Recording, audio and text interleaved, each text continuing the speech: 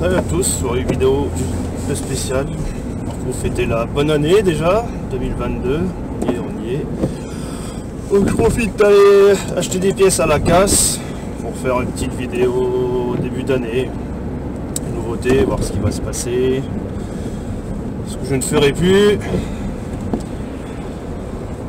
Là, ce que je ferai plus cette année, je pense mettre des vidéos, de la focus sur la chaîne. Je vais essayer de me concentrer un peu plus sur les achats-ventes de véhicules, si tout va bien, sachant que j'ai déjà un travail, donc c'est un peu compliqué de faire des vidéos régulièrement.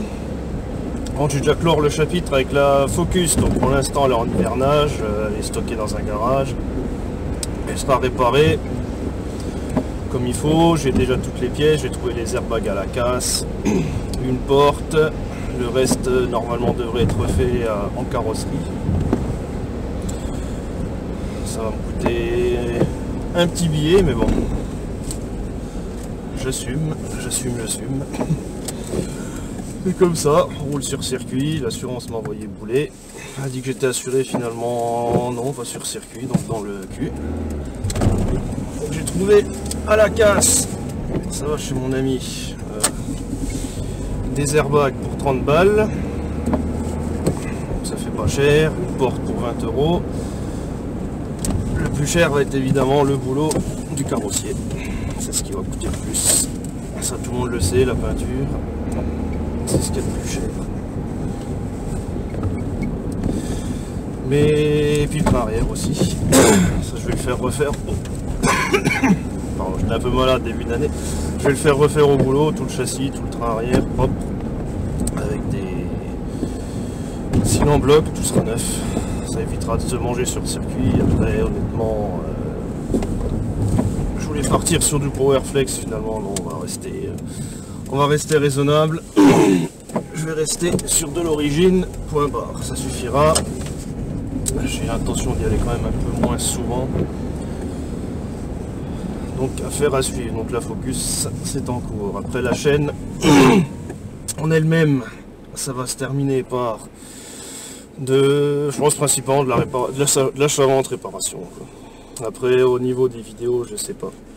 Parce qu'honnêtement, je rentre le soir, il est 6 h, donc faire des vidéos, c'est un peu compliqué. Je bosse principalement les samedis. J'ai plus le garage de chez mon cousin à l'entrée de la rue, malheureusement il nous a quitté l'année dernière, donc ça me fait de la place en moins. Donc évidemment, qui dit moins de place, moins de travail. Il va falloir organiser tout ça. J'ai racheté quelques voitures, certaines sont vendues, j'ai pas fait de vidéo. Il y en a une qui a malheureusement terminé à la casse, la petite Audi A3 essence. On m'a coupé la route, donc c'était un peu le bordel. Putain, c'est pas vrai. Surtout avec une assurance pro, c'est un peu plus compliqué qu'une assurance personnelle. Ils sont un peu plus exigeants, ce qui est normal, hein. On vend des voitures. Si on achète une voiture pas chère, on a un accident, ils nous remboursent le prix de la cote Argus. Bon, ça se passe pas comme ça. Les assurances pro, copie du livre de police, copie de la facture d'achat, ce qui est normal. On achète une voiture 100 balles qui en vaut 3000, bon, ça arrivera jamais. Ils vont pas forcément, obligatoirement pas nous donner 3000 balles. Enfin, donc c'est une bataille, faut tout justifier. La moindre pièce à 2, 3 €, 5 €, les factures d'entretien, les réparations, tout doit être justifié. Même si une véhicule a une cote, et il se base plus sur la valeur d'achat et les réparations qui ont été faites dessus que sur la valeur vénale du véhicule. Voilà, ça c'était pour la petite note chiante de la vie de la société. Après j'ai deux véhicules, bon, j'ai pas filmé parce que j'ai pas eu le temps, qui sont prêts à vendre. J'ai un Scénic 2, une Ford Fusion. Ça c'est... Il y a eu pas mal de boulot dessus, mais honnêtement, filmer tout seul en plus, faire des vidéos, faire le montage, c'est un peu compliqué. Donc je ferai la prochaine, j'ai racheté un véhicule à la casse, qui est RSV, donc comme ça on va voir comment ça se passe pour faire réparer le véhicule, les procédures. Bon, ça n'a pas l'air très compliqué. On verra, j'essaye, c'est mon premier. On verra comment ça se passe. Voilà, on se dirige à la casse. Un autre véhicule que j'ai récupéré, une Clio, bon pas celle dans laquelle je roule, celle-là elle part à la ferraille, c'est un peu morte, 228 000 bornes, et un peu au bout de sa vie. C'est une reprise, c'est une voiture à 100 balles, 1,6 litre essence, c'est pour la casse. Elle ira pas plus loin.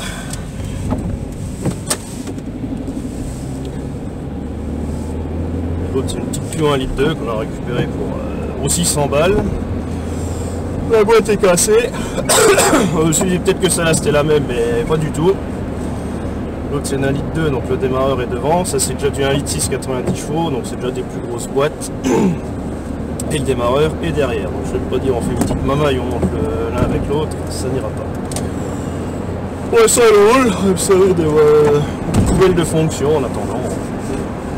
Plutôt que de rouler avec les caisses perso et de les accidenter, ou alors les caisses pro destinées à la vente et malheureusement les accidenter aussi. On peut se garder une petite merde comme ça qui roule très bien. Il suffit largement pour se déplacer, charger des pièces dedans. C'est amplement suffisant. Petite charrette comme ça. C'est toujours bon à prendre. Du coup, voilà, donc pour en revenir à la chaîne, j'arrêterai les vidéos de la Focus, ou alors je refais une autre chaîne certainement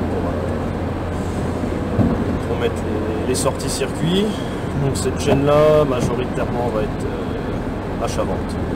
Voilà, pour éviter de se disperser, je vais faire une petite refonte. Ce sera majoritairement de l'achat-vente. Voilà, tout simplement. Une vidéo, malheureusement, je sais pas tous les combien de temps. Je vous dis, étant seul, c'est pas évident de se filmer en train de réparer, chercher les pièces, faire le montage. Donc 1 à 2 vidéos par mois. On va voir, ce qui fait pas très beau, donc je peux même pas travailler dehors. J'ai en plus, comme beaucoup est parti, j'ai déjà toute la merde à virer. J'ai encore des voitures à mettre à la casse. Ce sera pas avant, je pense, le mois de mars. Pas avant le mois de mars. On va partir sur le 100% mécanique. La première, ça va être sur la Clio de la boîte de vitesse qu'on va chercher à la casse. Ou la petite Mazda que j'ai récupérée avant-hier avec le choc RSV. Voilà, pas grand chose. Je vous ferai une petite vidéo de présentation. Et ce sera par celle-ci qu'on va commencer vraiment la partie achat-vente. C'est des véhicules achetés dans l'objectif de revendre, donc avec le compte professionnel évidemment. On n'a pas à jouer avec les cartes grises, ça sert à rien. Soit déclaré, on paye des impôts pour. Le but c'est quand même de faire de l'argent et de ne pas se faire avoir par les impôts ou l'État. Le but c'est d'être clair, net, faire ce qu'il y a à faire et être déclaré. Et ne pas casser les voitures. On va éviter. Bon, voilà, c'est une petite vidéo de présentation de l'année 2022. Je vous souhaite encore à tous et à toutes une bonne année 2022. On va espérer aussi que toute cette merde qui arrive en ce moment s'apaise, si vous voyez ce que je veux dire. On puisse aussi un peu ressortir, profiter de la vie. Bon, il fait pas beau, on va pas profiter de grand chose. De vacances, partir, sortir, on a besoin. Ça fait 2 ans qu'on est plus ou moins limité, ça ferait pas de mal. Donc il y a peut-être des week-ends où je fais pas de vidéo, il fait beau surtout. Donc voilà les amis, je vais vous laisser là-dessus pour cette petite vidéo d'une quinzaine de minutes, ça va aller à la Alors, on va chercher la boîte de la Clio, donc celle-ci va être attaquée normalement, bon j'avais dit pas avant le mois de mars, mais la voiture ça fait 4 mois que je l'ai, donc pas non plus que ça traîne. Le but c'est pas de les garder pour de les acheter pour les garder, le but c'est de les acheter pour les vendre. Donc là, sitôt la boîte, on va commander l'embrayage, il y a la distribution, si je dis pas de conneries aussi, 2-3 bricoles, donc ce sera certainement mi-février, du coup que ça va commencer. Voilà, moi je vous tiendrai au courant, je vous ferai une petite vidéo de présentation de la Clio, je pense qu'on va commencer par celle-là. La Mazda est en procédure RSV, il y aura un petit peu plus de taf. Pas juste on démonte et on remonte et puis c'est parti, merci. Non, RSV c'est un peu plus compliqué que ça. Il faut appeler l'expert qui vient voir la voiture, il faut démonter, il revient. De ce que j'ai compris, le chef carrosserie de chez nous, il contrôle si tout va bien. Bon, là en l'occurrence il n'y a pas de longeron, il n'y a rien. Je vous fais des photos, des vidéos, on verra qu'il n'y a pas grand chose. Voilà, c'est principalement l'avant, les phares, le pare-choc, le capot, traverse. Pas d'airbag, pas de prétentionneur, il n'y a aucun défaut de tableau de bord, elle tourne nickel. Donc j'essaye, ça va être une première. On teste, hein, dans la vie il faut bien se lancer, si jamais on reste sur ses acquis ça sert à rien. Donc je vais faire l'expérience, si ça se passe bien, pas. Honnêtement j'en ai aucune idée. Bon. A priori ça n'a pas l'air très casse-couille. Si le véhicule n'a pas de longeron, parce que j'ai pas de carrosserie, j'ai rien à la maison, j'ai mon petit garage maintenant. Voilà, si c'est pour refaire des longerons, des souder des traverses et tout, non ça m'intéresse pas. C'est vraiment un petit choc. Je pense que les pièges chez Mazda ne doivent pas être donnés pour déclarer une voiture RSV qui est assez récente. Je vous referai ça dans une petite deuxième présentation de la Mazda.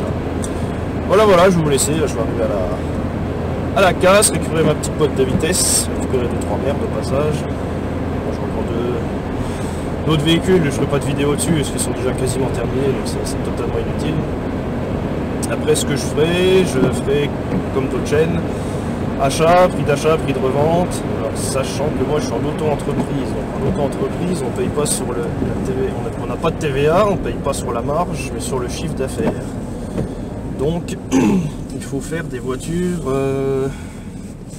pas très chères, où il faut prendre une bonne marge. Parce que vous payez 14%, donc si vous achetez une voiture 1000 balles, vous faites 500 € de frais dedans, ça fait 1005, vous la revendez 2000, vous avez payé 14% de 2000 €. Donc